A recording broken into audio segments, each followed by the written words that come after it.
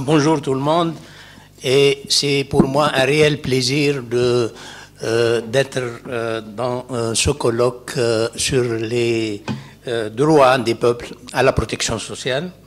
Je dois reconnaître dès le départ l'apport important des écrits de Madame Blandine Destremaux qui dénotent d'une parfaite connaissance des problématiques de la protection sociale dans la région, donc mieux que moi, et qui dénotent également de la richesse de son analyse. Ces écrits m'ont réellement aidé à structurer ma présentation. Je dois également remercier mon ami Omar Brixi pour son apport également. Cette présentation sera en 3 étapes. Donc, je parlerai tout d'abord de l'évolution de la protection sociale dans la région du Maghreb, en soulignant les principaux événements politiques, sociaux et économiques qui ont façonné les trajectoires de la protection sociale dans la région. Ensuite, je parlerai des points de force et de faiblesse de la protection sociale dans les pays du Maghreb, en essayant surtout de voir quels sont les principaux défis qui affrontent les tentatives d'évolution vers l'universalité et l'unicité. Et je terminerai par des perspectives d'avenir concernant certaines réformes qui sont envisagées dans un certain nombre de pays pour améliorer la protection sociale. Les pays du Maghreb, comme vous le savez, ont une histoire et une culture commune. L'Algérie, le Maroc, la Mauritanie, la Libye et la Tunisie ont été colonisés par la France, l'Espagne et l'Italie, et cette colonisation a permis le départ d'une sécurité sociale qui va se développer par la suite. Mais on a constaté aussi qu'au lendemain de l'indépendance, l'évolution des trajectoires de la protection sociale était liée un peu au niveau d'engagement des différents pays. Donc il y a des pays qui étaient plus avancés, plus progressistes, qui ont fait des avancées, notamment au niveau de la protection sociale. Mais aussi ces pays-là appartiennent à des groupements géopolitiques, donc l'Union du Maghreb arabe, la Ligue arabe, etc. Et dans ces forums, il y a des espaces d'échange et un intérêt pour renforcer donc, la protection sociale. Donc il y a eu quelques recommandations et quelques décisions qui ont été prises en commun dans ces espaces. Nous avons également constaté, à cause des régimes non démocratiques de ces régions-là, donc une faiblesse de la société civile qui commence à développer donc, son action à partir de 2011.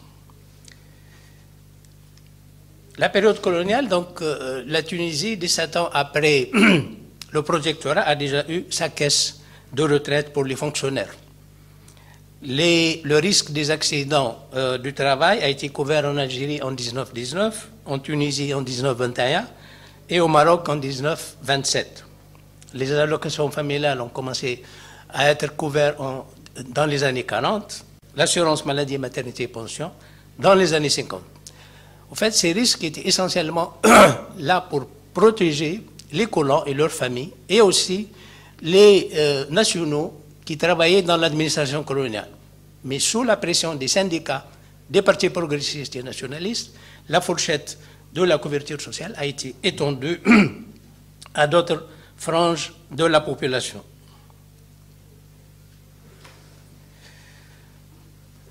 À la fin des années 50, donc au lendemain des indépendances des pays du Maghreb, nous assistons à la construction des États sociaux, nationaux, autour de projets sociaux assis sur l'intervention et la redistribution étatique.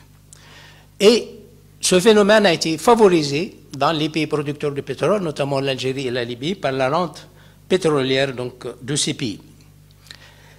Et aussi, des avancées ont été faites dans les pays qui avaient donc une tendance ou une politique socialisante, notamment l'Algérie et la Tunisie. Mais nous avons constaté également une pression des mouvements syndicaux, aussi bien au Maroc qu'en Tunisie, effectivement, pour préserver les acquis donc, de la protection sociale et les développer davantage. mais c'est surtout les constitutions de la pré-indépendance qui ont consacré les droits à la protection sociale dans ces pays. Au cours des années 70 et jusqu'à la moitié des années 80, donc c'est une période relativement faste, avec une rente pétrolière importante pour les pays producteurs de pétrole, mais également une approche un peu populiste qui essaye surtout à combler le déficit des libertés et des droits politiques. Donc c'est une façon d'acheter un peu la paix sociale, etc., et le maintien donc, de régimes qui n'étaient pas réellement démocratiques. Donc, on a constaté l'évolution, l'extension de la couverture par la protection sociale, notamment au niveau du secteur formel. Et pendant cette période, il y avait également un engagement international auquel les pays ont souscrit, qui était la santé pour tous en l'an 2000, donc qui était un phénomène assez important qui va couvrir donc, le risque maladie. La crise économique et l'ère des ajustements structurels, donc à partir de la moitié des années 80, donc on commence à assister à un ralentissement de la croissance économique, alors que la croissance démographique était encore supérieure à 2%. Les pays se sont endettés et se sont adressés à la Banque mondiale et au Fonds monétaire international. Et bien entendu, ces derniers sont venus avec leur boîte à outils que vous connaissez, avec des politiques d'ajustement structurel, des réductions des dépenses publiques et sociales dans l'éducation et la santé, et des réformes qui visent la flexibilité du travail et la réduction de la couverture par la protection sociale. À partir de la fin des années 90, donc, nous assistons à un ralentissement économique, encore, bien sûr, les politiques d'ajustement structurel et les politiques néolibérales, une transition vers une économie de marché, une diminution des emplois publics, un développement promu par la Banque mondiale et autres institutions de Bretton Woods, de développer des filets sociaux pour réduire un peu la vulnérabilité sociale, donc, qui a été créée par ces politiques ultralibérales. Nous assistons dans cette période à une augmentation de l'informalisation de l'économie, une informalisation croissante de l'économie, à tel point qu'actuellement en Tunisie, 40% de l'économie est représentée par le secteur informel et bien entendu une évasion contributive importante. Il faut attendre 2011 pour que ce qu'on appelle le printemps arabe rappelle le caractère insupportable de ces inégalités sociales et économiques. Avec l'adoption de constitutions progressistes, le Maroc en 2011, la Tunisie en 2014, qui consacre les droits, la protection des droits économiques, sociaux et culturels, et des mesures ont été prises par la Mauritanie pour renforcer la protection sociale. Et on est passé donc à travers ces nouvelles constitutions d'une logique d'assistance à une logique de droit constitutionnel. Et nous avons constaté un phénomène important au Maroc. L'OMS, et j'étais personnellement impliqué, donc avec le BIT, nous avons développé un programme pour couvrir les pauvres et les économiquement défavorables, donc, qui s'appelle actuellement le RAMED. Ce programme est resté pendant plusieurs années totalement en souffrance, et il a fallu donc 2011 pour le réveiller, pour le réanimer, et il couvre actuellement à peu près 30% de la population. Et pendant ces pays-là ont adopté les objectifs du millénaire du développement durable, qui consacrent donc une part à la protection sociale universelle.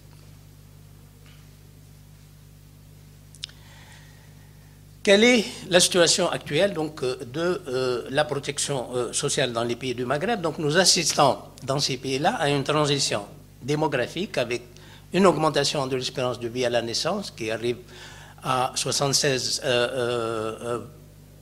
années donc, au niveau de la Tunisie et 56 années au niveau de la Mauritanie. Donc il y a quand même des différentiels importants qui sont dus essentiellement aux déterminants sociaux de la santé, un vieillissement de la population, une augmentation du ratio de dépendance qui va avoir un impact important sur l'équilibre financier des caisses, notamment de la retraite.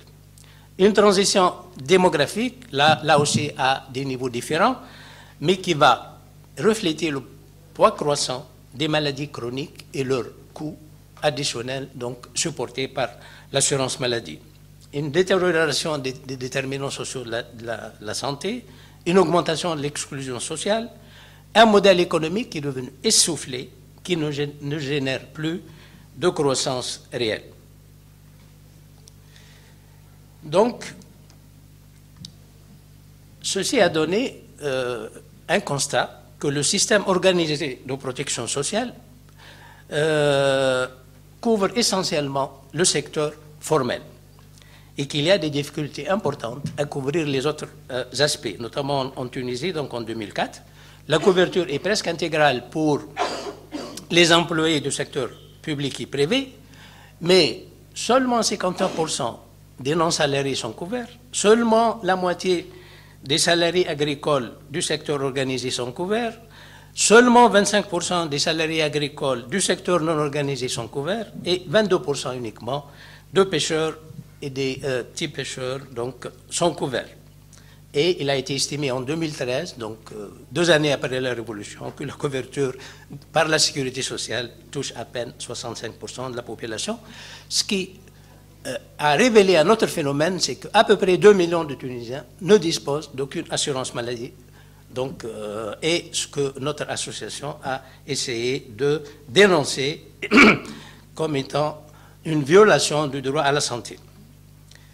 Au niveau de la gamme des services, donc, nous avons constaté qu'il y a des différences entre les pays, donc une gamme un peu limitée en Mauritanie et au Maroc, plus développée dans d'autres pays, une fragmentation du système de protection sociale, donc entre secteur public et privé, mais aussi à l'intérieur des secteurs, des problèmes d'équité concernant les services offerts, une centralisation des services avec actuellement un débit de déconcentration qu'on commence à avoir dans certains pays, et des dépenses sociales qui restent relativement limitées donc, au niveau social.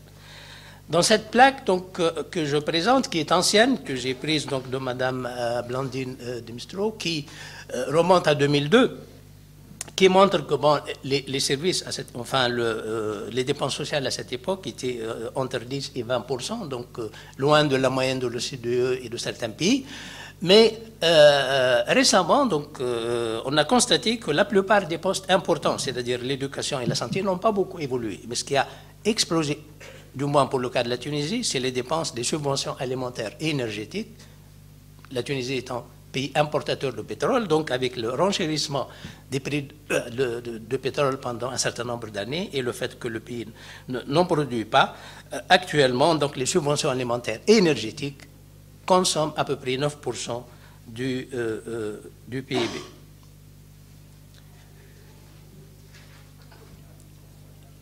Donc, nous constatons à travers donc, ces politiques d'ajustement structurel un essoufflement du système contributif, avec un déficit rampant des caisses de sécurité sociale. La Caisse nationale de retraite et de prévoyance sociale de la Tunisie, donc la CNRPS, son déficit a été multiplié par 14 entre 2006 et à partir de 2006, soit un déficit de 500 millions de dinars. Le déficit de la Caisse nationale de sécurité sociale, qui couvre le secteur privé, a été multiplié par 6 depuis 2006 et atteint 550 millions de dinars, ce qui fait que les caisses sont perfusées par le budget à hauteur de 1 000 millions de dinars annuellement, et la Caisse de retraite du Maroc sera déficitaire d'ici 6 années. Nous constatons également un cloisonnement des régimes de protection sociale, des solutions individuelles à travers les microcrédits et des projets donc, de développement entre guillemets donc, personnel, mais surtout des inégalités au niveau de l'offre de certains services, notamment la santé, où nous assistons dans tous les pays à un régime à 2 vitesses à cause de la privatisation et de la marchandisation des services de santé. Et à cause du désengagement dans tous les pays du Maghreb de l'État de ses responsabilités en matière de financement de la santé, ce qui fait que ces dépenses, donc il y a eu un transfert de ces dépenses sur les ménages. En Mauritanie, 60% des dépenses sont fournies par les ménages, 58% au Maroc, 38% en Tunisie, 28% en Libye et 25% en Algérie. Mais cette situation a généré aussi d'autres iniquités en termes de dépenses dites catastrophiques, où les familles arrivent à dépenser à peu près 40% de leurs revenus disponibles. Cette situation les oblige à s'endetter, à vendre leurs biens, et ceci concerne entre 2 et 3% de la population, et cette situation entraîne un fait inquiétant que à peu près 1 à 2% de la population bascule sous le seuil de la pauvreté à cause des dépenses médicales. Donc, une protection sociale mal organisée est en train de générer son lot de pauvres dans les pays du Maghreb. Quelles sont les perspectives d'avenir donc, pour renforcer la protection sociale dans le pays? Donc, heureusement que ce projet donc, de renforcement il est relativement haut placé sur l'agenda politique des gouvernements, des partis politiques, des syndicats, mais aussi de la société civile. Le plan tunisien de développement 2016-2020 prévoit une importante réforme pour arriver à équilibrer financièrement les caisses. Donc, c'est à travers l'augmentation de l'âge de la retraite, l'augmentation des cotisations, la réduction de la couverture et surtout la diversification des financements par un financement solidaire, donc au niveau de la TVA sociale, etc. Mais aussi par la mise en place d'une réforme importante qui constitue donc le socle national de protection sociale, donc qui est prévu par la recommandation de BIT. Le ministère des Affaires sociales est en train de préparer, de mettre à niveau la base de données de la pauvreté multidimensionnelle dans le pays, de développer l'identifiant social unique, mais aussi de faire des études pour estimer le coût des composantes de ce socle de protection sociale. Aux dernières nouvelles, donc, cette estimation porte à 7 à 8% du PIB, donc le coût de ce socle, et des scénarios sont mis en place pour la mobilisation des ressources, tout en pensant aussi à des stratégies de sortie de pauvreté et la promotion de l'économie sociale et solidaire dans le cadre de la Tunisie. Pour conclure, je dirais qu'il existe des velléités actuellement au niveau des pays pour rompre un peu avec les modèles existants de développement, qui étaient en fait des modèles plutôt imposés donc, au niveau de choix par les organismes internationaux de financement, en essayant de promouvoir l'économie sociale et solidaire, à développer des coopératives au niveau local et à investir dans la formation des ressources et dans la capacitation pour essayer de renforcer donc, cette approche nouvelle de développement. Des efforts sont faits pour universaliser donc, la protection sociale, pour l'extension de l'assurance maladie, qui reste relativement en retard, notamment en Mauritanie et au Maroc, et un intérêt particulier est porté aux couches vulnérables, donc les migrants d'Afrique subsaharienne et autres, les travailleurs domestiques, les travailleurs agricoles. Et, bien entendu, les pays ont réalisé qu'il est important d'investir dans le développement de la protection sociale à cause du retour sur investissement donc, de cette approche et considèrent que les organismes internationaux, l'OMS, BIT, etc., pourraient apporter donc, une contribution au niveau du plaidoyer et, bien entendu, ils comptent énormément sur la solidarité internationale en matière de protection sociale entre les pays du Nord et du Sud. Et je vous remercie pour votre attention.